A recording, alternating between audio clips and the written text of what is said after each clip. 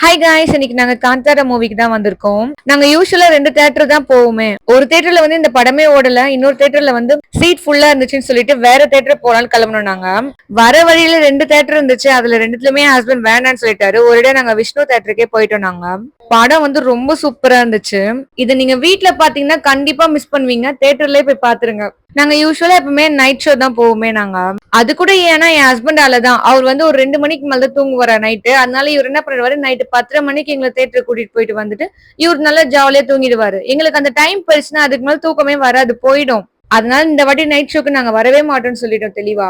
இதுக்கப்புறம் அந்த அளவுக்கு தியேட்டருக்கு வருவோமான்னு தெரியல. ரொம்ப ரேரா தான் வருவோம்னு நினைக்கிறேன். ஏன்னா தளபதி மூவி வந்து இதோட லாஸ்ட் தான், ஒன்னே ஒன்னு இருக்கு. புஷ்பா, கேஜிஎஃப்னு சொல்லிட்டு இது ரெண்டுத்துக்கு தான் வருவோம்னு நினைக்கிறேன். இந்த காந்தாரா மூவிக்கு நெக்ஸ்ட் சாப்டர் இருக்கு போல இருக்கு. இதுக்கும் கண்டிப்பா வருவோம் நாங்க.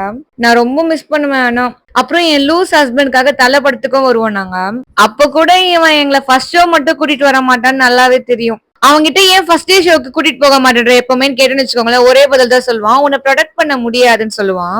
அவ்வளவு கிரௌடா இருக்குமாமா தியேட்டரு. ஆனா அதுவே என் மாமியார் கேட்டா என்ன தெரியுமா சொல்லுவான், கிரௌட் அதிகமாயிட்டு உள்ள எல்லாரும் கத்திக்கிட்டே இருப்பாங்கம்மா, அதனால காதுல என்ன டைலாக் பேசுறாங்கன்னே கேட்காது, அதனால தாமா போறது இல்லைன்னு சொல்லுவான். பைபிள் எவ்வளவு உஷாரா இருக்கா பாருங்க. உங்க ஹஸ்பண்டும் இப்படிதானா?